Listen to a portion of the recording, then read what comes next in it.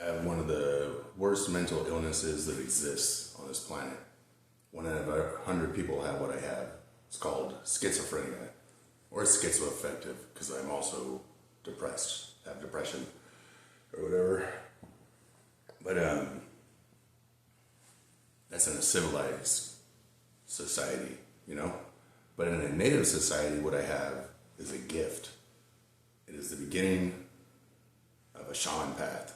And when somebody in a native community, you know, type of people that drink out of the river, you know, these people, when somebody starts exhibiting the symptoms of schizophrenia, everybody celebrates. And they take this person, and they give them to the shaman or shamans or whatever, you know. They go in the wilderness for a good year or whatever. And when the person comes back, they have all this wisdom, you know, and all this knowledge that it's like mystically somehow got whatever. But anyways, it's a path that exists, you know, and there's results to the process. There are actual results to the process. So what I did was, my medicine. Anyways, so what I did was, I followed the science of the shaman path, you know what I mean? This is cannabis. It's not marijuana, because marijuana doesn't have medical value by law, you know? So it kind of doesn't exist, because there's no such thing as cannabis without medical value or whatever. But the medical value that this has is it gives me a horrible memory. And this may seem bad, but I have schizophrenia. And one of the problems with schizophrenia is diluted thoughts will grow and grow and grow and grow. And with the bad memory, what this allows me to do is forget my delusion, start over anew with another thought, you know? Hopefully based on logic. I only allow logical thoughts within my mind. That's what I do. I do not believe anything at all, unless my thought process forces me to. Meaning I have to understand everything 100%, and then I believe it, because I have to. Anyway, yeah, gives me a bad memory, and also gives me something to look forward to, and gives me enjoyment. And if you don't know what schizophrenics find it damn near impossible to find joy or happiness in life at all, and look forward to basically nothing besides death. You know what I mean? That's the schizophrenic's life. So looking forward to something, that sounds kind of dark, but it is what it is, you know? Gives me something to look forward to and gives me a bad memory. And this, which is highly taxed, by the way, at like $2.90 a pack or something, which is a lot of money. This, tobacco, and keep in mind I follow the shaman science to treat my schizophrenia, because it's the path that works, you know? What the tobacco does is it improves cognition, which is the ability to think. And when you hear schizophrenia, you think, oh, they hear stuff and they see stuff. That's the worst part. No. It's the thoughts that are supposed to form like this, you know, logically, but instead they form like this. And it's illogical, you know? It's like, it's hard to think. It's really hard to think. And tobacco is the best medicine on this planet, by far, that actually improves the schizophrenic's ability to think.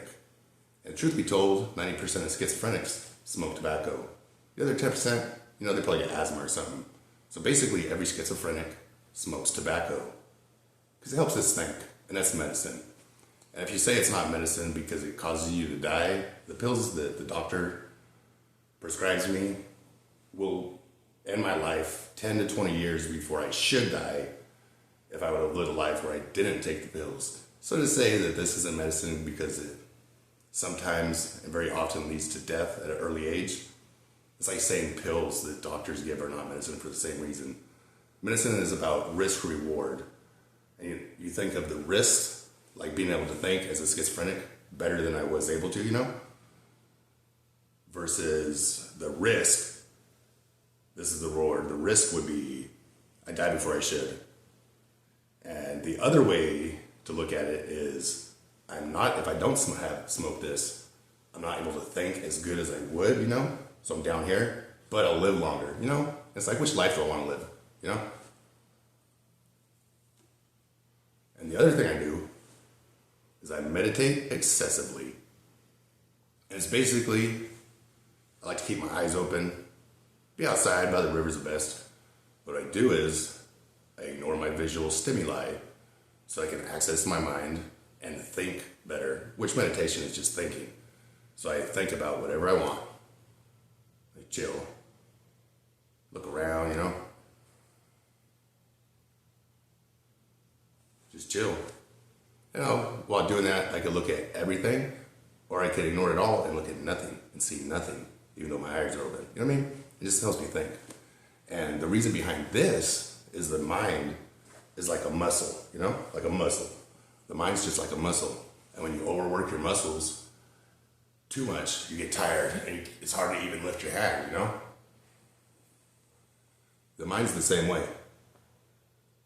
When you work out the mind too much, in meditation, which is thinking a lot, getting lost in thought, going inward, stuff like that, When you do that, the brain gets tired. When you get the schizophrenic mind tired,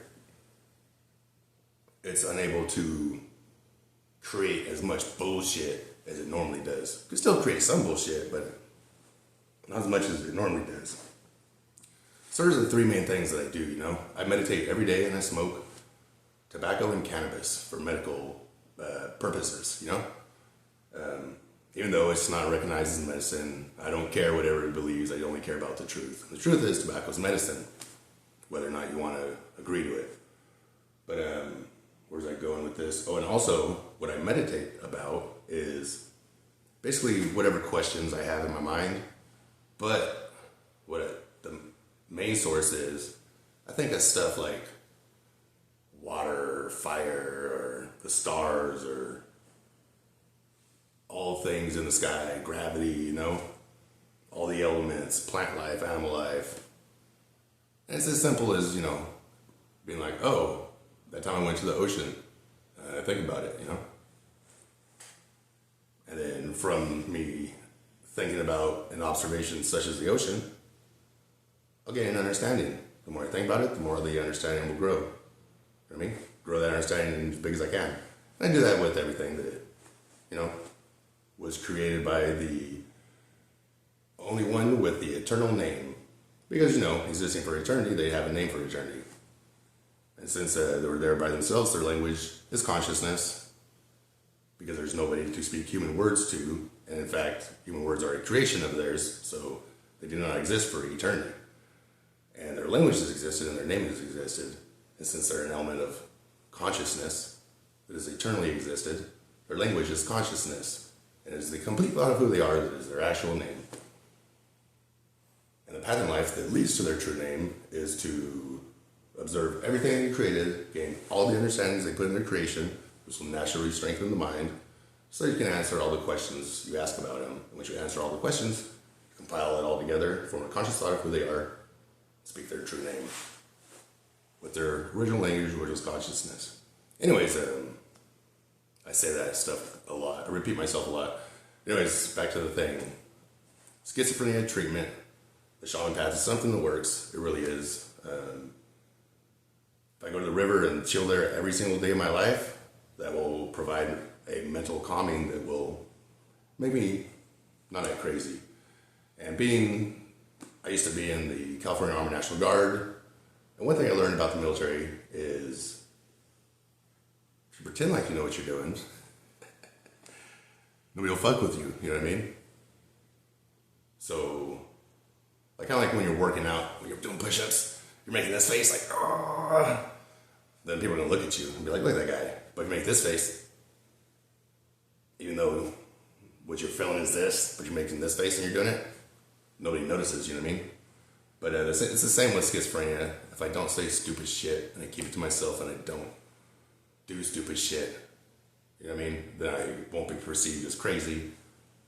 You know what I mean? But it's whatever, I just try not to say too many things because sometimes the thought's not formed yet.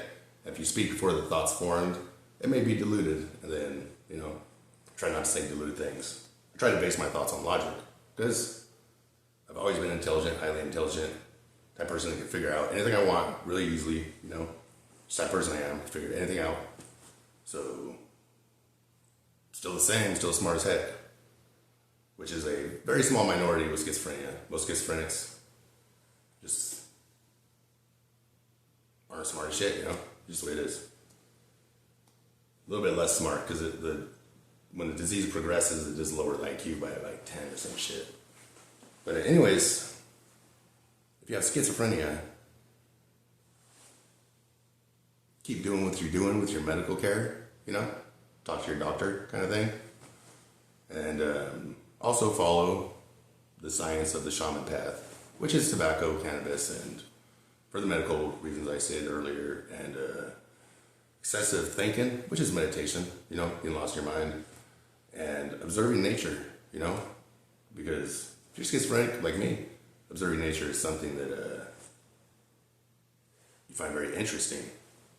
I could play with a rock all day, you know, or a glass of water, flip it around, you know, stuff like that. It's just the way my brain is.